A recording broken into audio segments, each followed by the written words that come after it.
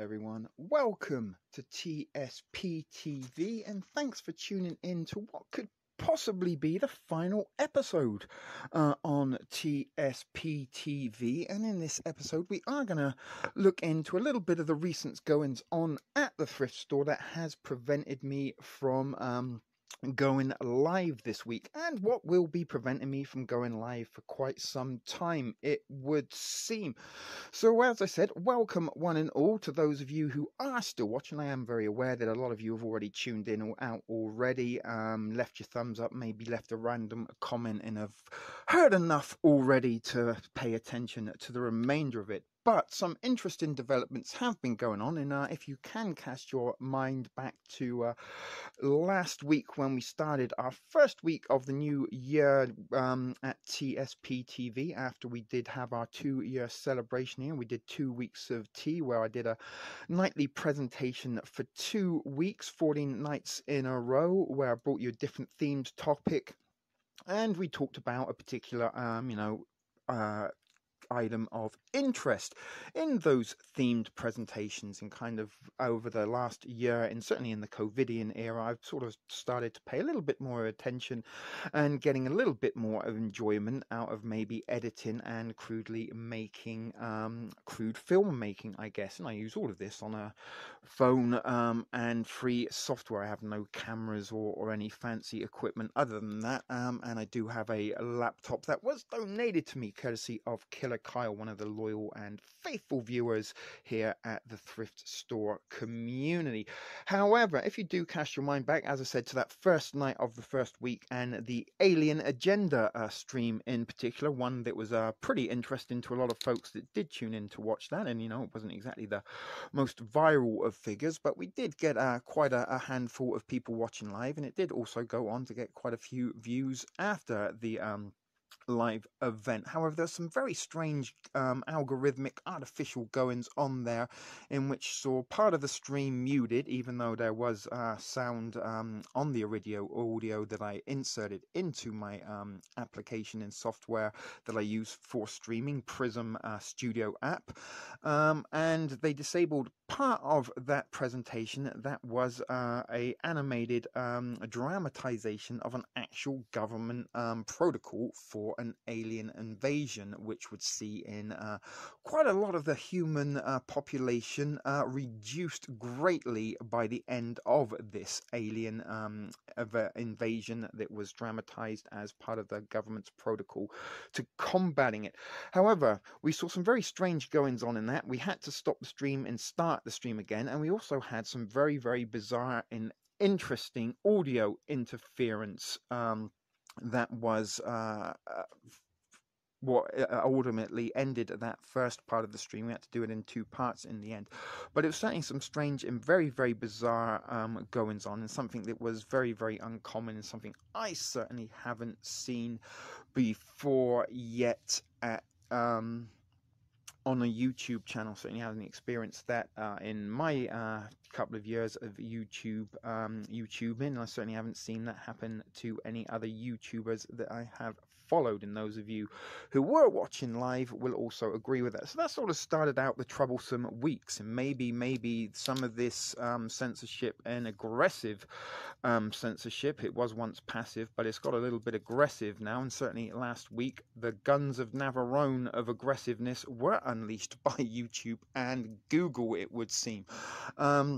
So furthermore, we finished up the week with Hollow Earth Secret Nazi Moon Base stream, which had a lot of interesting information, which we looked at the possibilities that there could be a Hollow Earth, and there could be maybe a sort of subterranean environment down there that is unknown to humanity, and why not humans are allowed to travel to Antarctica is still a mystery to this day. And we also looked at the possibility that maybe during World War II that the Nazis, the good old National Socialists, deterred them from Europe and went and hid themselves away in Antarctica or in the Arctic Circle in hidden secret bases, and may or may not have the technology to have reached the moon. But it was a very interesting stream, and a stream that again started to get quite a lot of views after the fact that it went out live. However, it was a stream that also had a little bit of artificial intelligent interference and saw some parts of that stream interrupted and blocked and muted. And again, it was a stream that we couldn't quite get to the end of and kept getting stopped and started. However, that stream, it would go on to be seen, would be removed on Thursday, the 10th of December, by YouTube for copyright strike. And somebody had laid a claim that I had used some of the footage. Now, those of you who did watch will understand and know and maybe remember that I did say that I do use the content and material as part of the Fair Use Act and is for information and educational purposes. By no means am I making any money or any financial gain or reward from this, and I'm certainly not passing off the material as my own.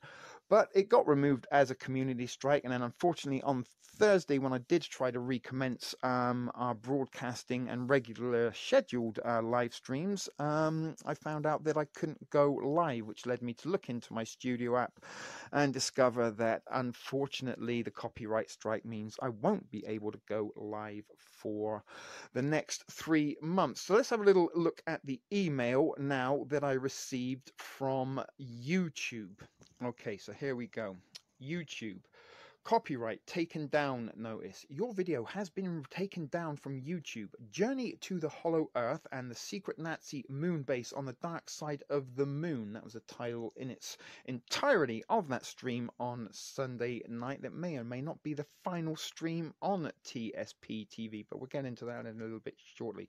But here they go on to say, hi TSP TV, due to a copyright takedown notice that we have received, we had to take down your video from YouTube. And again, there is the title, Journey to the Hollow Earth and the Secret Nazi Moon Base on the Dark Side of the Moon.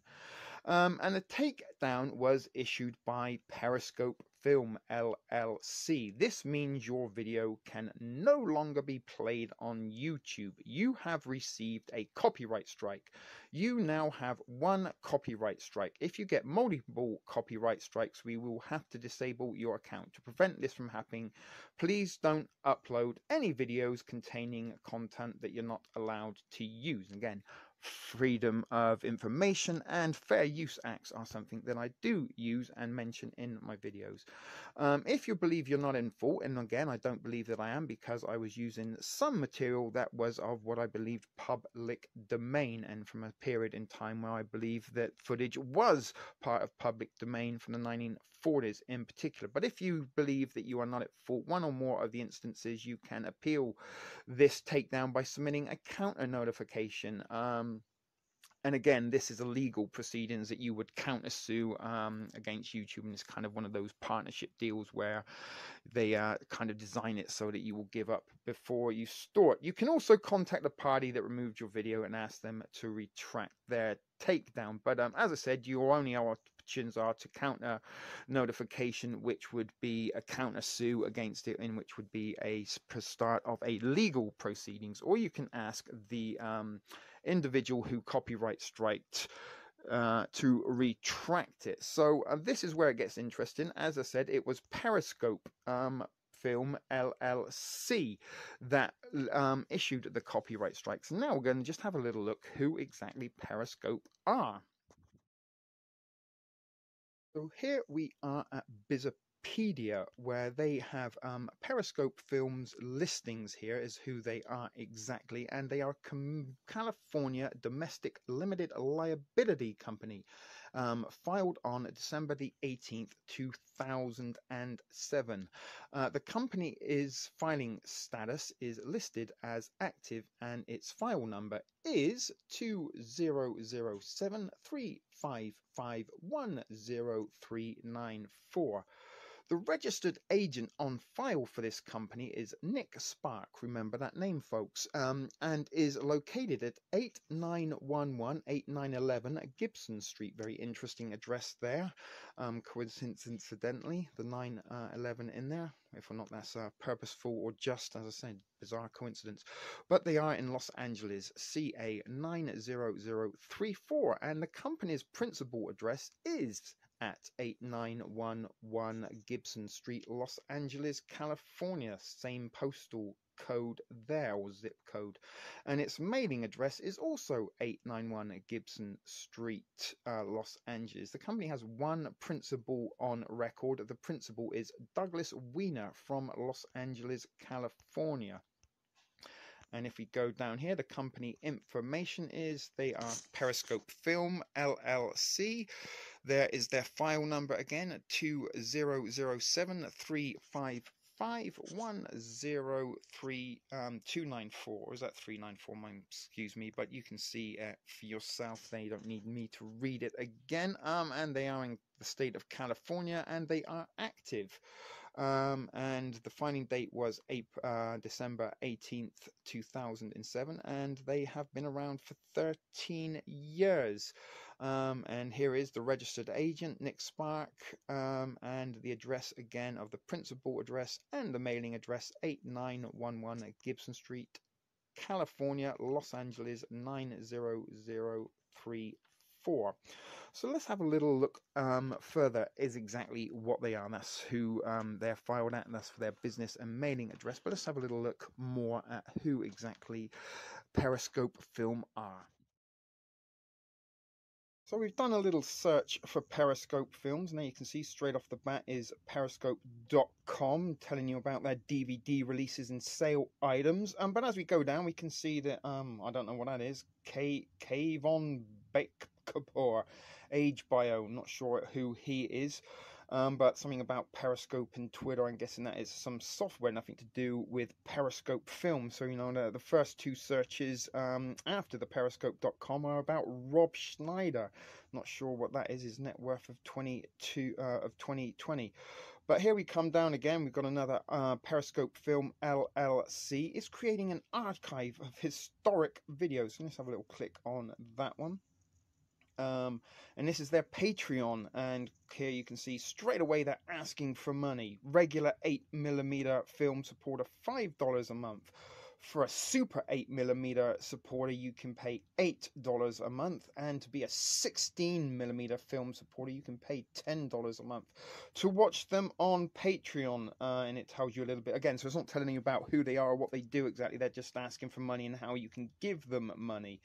So we're sort of seeing a little bit of a pattern here, but that is their Patreon. And you can also go on to be a 70mm widescreen supporter and pay $100 a month, or a 35mm supporter for $25 a month. So they're looking for kind of support and handouts. Nothing wrong with that. People do have to make a living. But again, these people, how they are making their living is very, very interesting, because let's come out of this one, because that is not really giving us much information on them. And as I said, that was their Patreon, where they spend the first part of their paragraph in about section asking for money, and how much money you can give them a month will give you some kind of token gesture title, I guess. For $100 you can be a 35mm supporter. I'm not sure what that would give you. But again, we go off topic slightly there. So something else about Rob Schneider. Apple reportedly looking for suppliers. So, you know, Periscope, they're not exactly filling up the news feed with their reference on social media or internet searches. Wholesale Periscope Film LLCD, and this is again another way where you can invest in them. They're not actually sort of selling you what, you know, in the first couple of articles we've come across, they're not exactly telling us much about what they do exactly, just ways that you can support them or invest, as we are seeing them. They are, we're not going to click on every link, but Periscope Film LCC books, Blu-ray and DVDs are sold through a variety of sources, including museum stores, bookstores, web retailers, and catalogs. Your business can also benefit from selling our high-quality historic products. They are excellent revenue sources, typically bringing in a good profit margin for a minimal investment. Now, they have a YouTube channel, and again, when we go over to their YouTube channel, they got 250,000 subscribers, 250,000 there, and I'm pretty sure if we did click on, they'd have a donate button somewhere on there. This is the desktop site that we're looking at, but they do have a YouTube channel, which does seem to be an awful lot of videos back in the 1940s in wartime black and white. You can kind of see there. Snafu look mentioned quite a lot there. Remember that? Snafu smokes crap, and apparently Snafu is a acronym for Situation Normal, also fucked up. Not sure what that is, but anyone with military background might be able to say a lot. But what we're seeing here is WW2 cartoon, Walt Disney W22 cartoon. Now I'm pretty sure that that's a Walt Disney video, and Nick Spark didn't make that video. He just maybe obtained the rights or something to it, or is using it as part of the Fair Use Act, which is exactly what I did. And unless Nick Spark, at a very, very early age in his life, went off with Admiral Byrd and went off to war-torn Europe and Southeast Asia with a camera recording this as a toddler for prosperity, is very, very unlikely. He probably did just obtain archive footage of wartime material and documentaries. But here we go, down below is another very interesting article where it says Periscope Films. Free movies, free download, borrow and. Now, it doesn't really follow on much with the borrow and part of this, but it does open up their website. And look, once again, can you chip in? In 2020, the Internet Archive has seen an unprecedented use, and we need your help. When the COVID-19 pandemic hit, and again, using the COVID pandemic for profits, hit our bandwidth, demand skyrocketed. Right now, we're getting over 1.5 million daily unique visitors and storing more than 70 petabytes of data. We build and maintain all our own systems, but we don't charge for access, sell user information, or run ads. Instead, we rely on individual generosity to fund our infrastructure. We are powered by donations averaging $32. Right now, we have a 2-to-1 matching gift campaign, tripling the impact of every donation. If each of our users just gave $5, we could end this fundraiser today. So if you find all these bits and bytes useful, please pitch in. Again, asking for money. Periscope doesn't look like things are going on that well, unless, of course, your CEO is pocketing an awful lot of the profits here, and they're halfway, a little bit over halfway to their 7,000. I think is that 7,500 or 7,500,000. Quite a lot of money they're trying to reach, and as I say, is that 4,272,000,000, something like that. But anyway, they're asking for handouts again, and here we are. Choose your frequency. You can make a one-time donation or a monthly donation. Choose an amount. And here, look, there's even a little appendage that you can click. I will generously add 41 cents to cover the transaction fee, so you can keep all of my donation. Looking for those donations and handouts, Periscope Film. And here it is.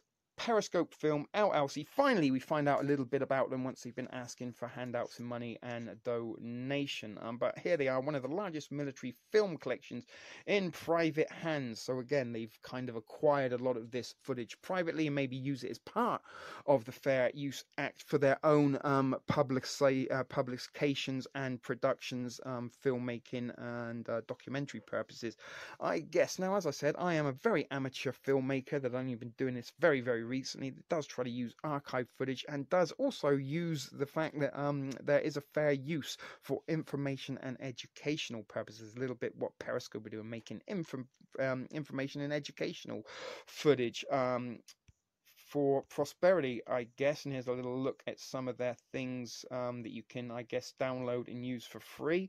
So they do allow you to use some material for nothing.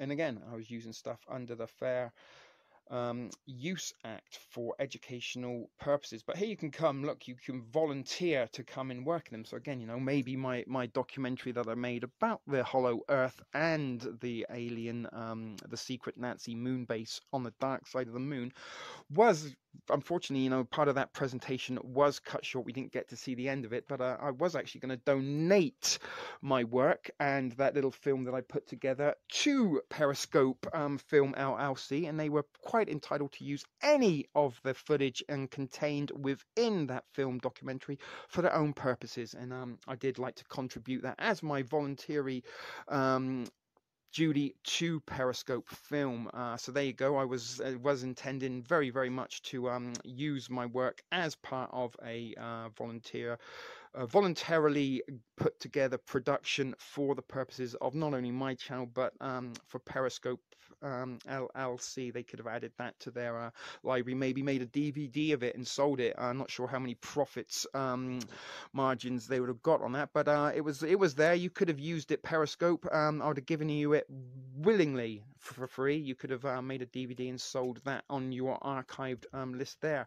But you can volunteer as an open library developer, an open librarian, a volunteer at special events, volunteer. So again, asking for handouts, and not only that, asking for people to volunteer their time and effort for no reward. But let's have a look at some of the people that worked, and I'm guessing that these people, and it says here executive staff, maybe or not, I'm just kind of conjecture, speculation, these might be volunteers, and this is their kind of little honorarium payment reward for doing so. They get a little bio on the web page and a picture telling them all about them. But here we go, quite a few individuals that are there, and it goes down and down. You can see every individual that works for Periscope Film LLC, and here are the board of directors, Rick and Brewster. That's an interesting name, Brewster. I wonder if that was his real name, or if he just sort of thought he sounded cool. But anyway, there you go, quite a few people. The digital library division, bunch of people there that kind of possibly volunteer their time, because we just saw that you can volunteer as a librarian. Hank Bromley. Interesting. So there we go, Steve Cameron. Some of these individuals, as I said, might well be volunteers, and this might be their little token gesture. But here you can see everybody that works or volunteers and is part of the Periscope organization. It goes down. They do have a lot of people, and as I said, I'm guessing the fact that they're asking for all these handouts and donations and target goals, that these will be volunteer positions. And this is, as I said, conjecture rather, or speculating that this is their payment and reward for their voluntary efforts towards them. But as I said, I made a video that was part of my voluntary effort for Periscope LLC. Unfortunately, we didn't get to see that part of the presentation where I did say that. However, I may be able to go back to my archives and find that segment and portion of the presentation, and may be able to put it in a future video for you. But as I said, my content is free to use. Periscope, if you want to use any of my material in recent film presentations, go ahead, knock yourself out. See if you want to make a DVD, see how many sales you can get.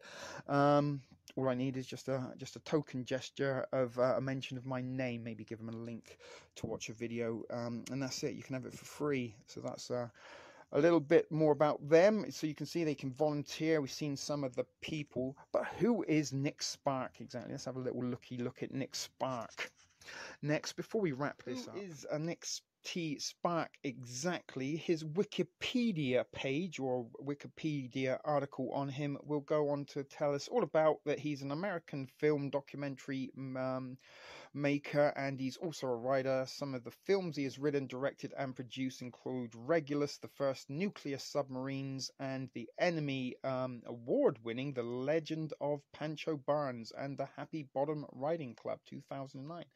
Not heard about that, but it won an Emmy, and Right-Footed. In addition to being a contributing editor to Wings of Air Power magazine, his articles have appeared in the Annals of Improbable Research, Naval History, The Journey of American Aviation Historical Society, and The Proceedings. People he has interviewed include President Gerald Ford and Margaret Thatcher, interestingly enough. Wonder how that went for you, Nick, if you enjoyed listening to the Iron Lady there, England's very own female Hitler. But secret, he also interviewed the Secretary of State, Colin Powell.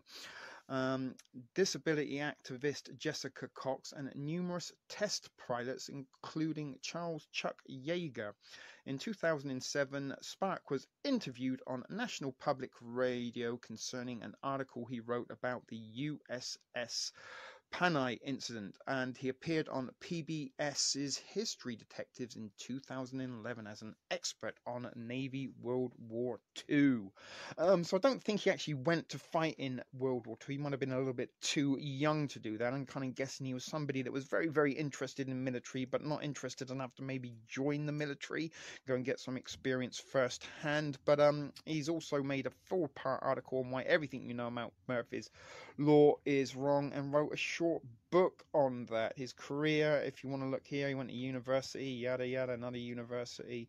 And that's it. As I said, we're not going to go too far about Nick Spark, but Nick Spark is planning to file a lawsuit case against me. So we just thought, while seeing as he's going to do that, let's have a little bit look as to what he's about, who he works for, and what his company is. Seems to me that his company does kind of rely on a lot of handouts and voluntary contributions to keep it operational, and maybe Nick Spark is lining his pockets with the 100% donations that he receives, or maybe not with 100%, maybe he does sort of distribute a little bit into his business, but maybe he is lining his pockets with some of those donations, and of course people do willingly pay the extra 41 cents so he can keep it all. Heaven forbid he loses 41 cents on money that is given to him for free. Anyway, let's wrap this up, and that is a little bit about Nick Spark, the individual who does want to file a lawsuit against me for copyright infringement on footage in archived films that he owns or maybe possesses or is using as part of the Fair Use Act, something that I use those same films for, to make documentaries for information and educational purposes. Pretty much exactly the same thing as he does. I mean, obviously he's a lot more established and got a bit of a more professional background than me, but that doesn't mean we're that too far removed. I'm somebody that has an interest in history. I certainly like to look in research and educate myself on certain subjects, and I like to share that information in educational research with my handful of trusty viewers at TSP TV. So, I'm a non-profit organization. I'm not monetized. I have no financial reward or incentive in making my videos. It is mainly for information and informative purposes, educational as well, and there might be a little pinch of entertainment value thrown in free of charge for those who do find these ship video productions entertaining. So anyway, let's wrap this up right now and tell you what the next stage or phase is for TSP TV.